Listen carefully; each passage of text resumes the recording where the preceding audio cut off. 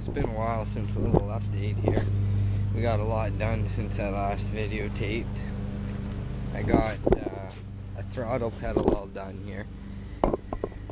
The spring is real stiff in it. All I've got, the lightest spring I've got is way too light, and the heaviest spring I've got is way too heavy, so this works for now. But anyhow, we got a throttle all hooked up. Just uses a derailleur cable from a bicycle and a piece of cable housing, basically. It works pretty good. Got a new petcock on the bottom of the fuel tank here. Flows a lot better and keeps up, so now it's running good. I wired up all the lights. It's a little bit ratchet looking right now, but we got this is just a brake light, and these are running and brake lights. And I ordered up some little LED cubes on Amazon there. These were 20 bucks, pretty cheap, but they're fairly bright and they work well. They do what I need, and I'm pretty sure that's about it. So now I'm ordering the axles there, hopefully today, and then we'll be able to get this rear end together and get this thing going. We're getting damn close here. But right now I am just starting working on the shifter, and I'm using the stock motorcycle handlebar. Cut out a little tab that goes on the bottom there, and oh, here we go. I put 2 shock bushings inside a little piece of pipe, and it spins nice and smooth. And then I'm gonna weld that tab to the piece of pipe, and then the bolt will get welded inside the frame there, and we'll have a pretty solid shifter mechanism here. And then I hooked up this shift linkage off of the Can-Am, and it fits nicely onto the motor here. Goes through the firewall right to here, and that's as long it is as it was to factory. So I'm not sure if I'm gonna extend it yet or just bolt onto here and do a little contraction that brings me over to there. But the point is I have this here and I'll have the shifter there, and I'll have to make the two move each other. So guys, I got the shifter all done here. I used the factory handlebar from the ZX6R, and it has a bolt on the bottom of it, so it bolts onto here. And then this cable, I'm not sure what it's from, but it's fairly heavy duty. It might be from a boat or some sort of heavy machinery as a throttle cable of some sort, but I'm using it as a shifter cable. Puts a clevis on the end of it, little tab on the frame here, push and pull, and then on the other end, same sort of setup, just a tab connected the clevis there.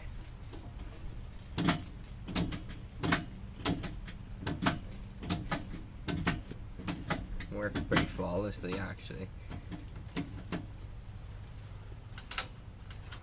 So throttle's hooked up now. I put on the tensioner, got the chain tensioner all done here. I'm probably going to machine a spacer here to take up the space instead of using washers, a lot cleaner.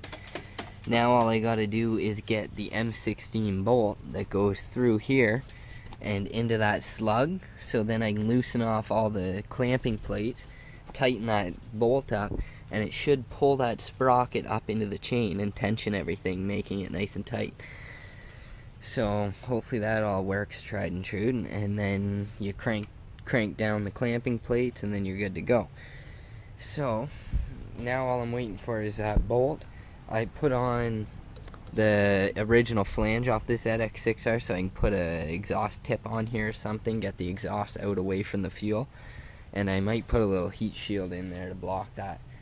But I ordered up the axles, and then when they get here I'm going to show you guys a little bit on how to measure your axles, because I can't use the factory axle length in the plan because we did our own center housing here, our own design, so we ended up a little wider, which means our axles are going to end up a little shorter. So when we get those in the mail here in the next week, that'll be our next video, is getting the axles done. And also I'm going to pull out the center housing, weld that, and send it out to get it heat treated, and also weld these flange plates all the way around and maybe send them out to get heat treated as well. And then I need to drill the holes and tap them, the PCM 106 millimeter PCM holes, and they're tapped with M10s for the axles. And then we're good to go. We can hook up the axles, and then also once I show you how to measure your axles, you got to send those axle axle shafts out and get the circlip slots cut farther back to your measurements and get them end faced off. And that's how you get your axles custom to your build, right? You just buy the closest that you can too big.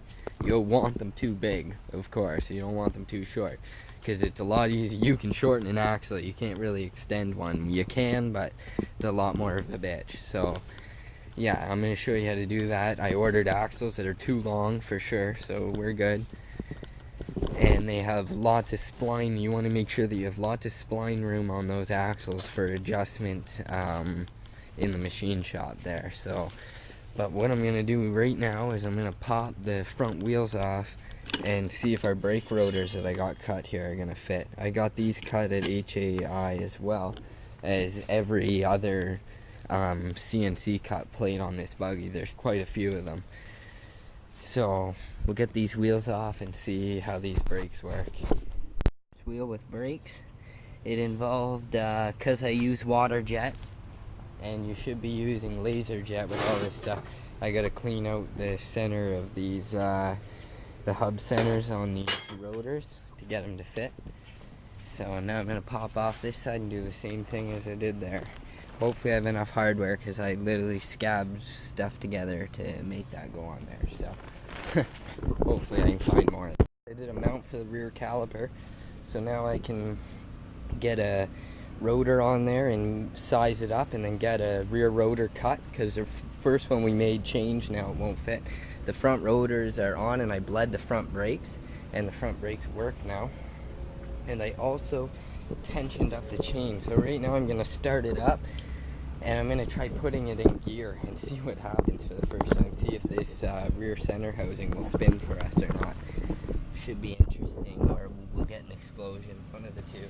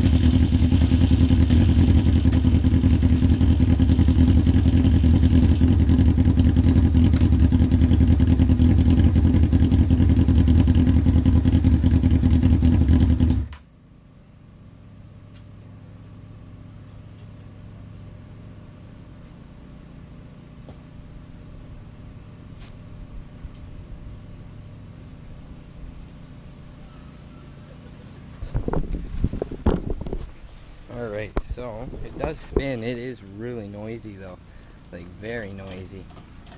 I don't know what it really is, but it's a little stiff too. I might have the chain too tight, but it was nice to see that spin. I won't do that again because I don't have the that rear center housing welded yet, but yeah, that was definitely a good start.